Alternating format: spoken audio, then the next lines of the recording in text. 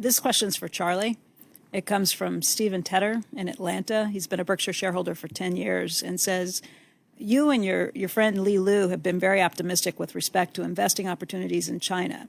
BYD has performed spectacularly for Berkshire since its initial purchase in 2008 and is currently valued at $5.8 billion. The Daily Journal recently bought a large position in Alibaba after founder Jack Ma had been reprimanded by the Chinese Communist Party, and Ma's other company, Ant, was not allowed to proceed with its IPO.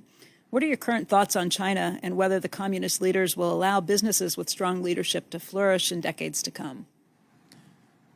Well, I think that the Chinese government will allow businesses to flourish. It was one of the most remarkable things that ever happened in the history of the world when a bunch of committed communists just looked at the prosperity of places like Singapore and said, the hell with this, we're not going to stay here in poverty. We're going to copy what works.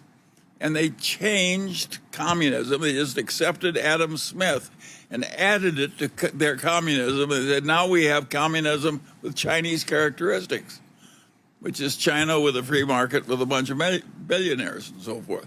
And they made that shift. They deserve a lot of credit. Warren and I are not quite as good at that as changing our minds in many cases. Yeah. And that was a remarkable change coming from such a place. And of course, it's worked like gangbusters. It had this enormous growth in the average income of the average Chinese. They've lifted 800 million people out of poverty fast. And there was never anything like it in the history of the world. So my hat is off to the Chinese. And I think they will continue to allow people to make money. They've learned it works. The Chinese, I love what the guy said in the first place. I don't care whether the cat is black and white as long as it catches mice. That's my kind of talk.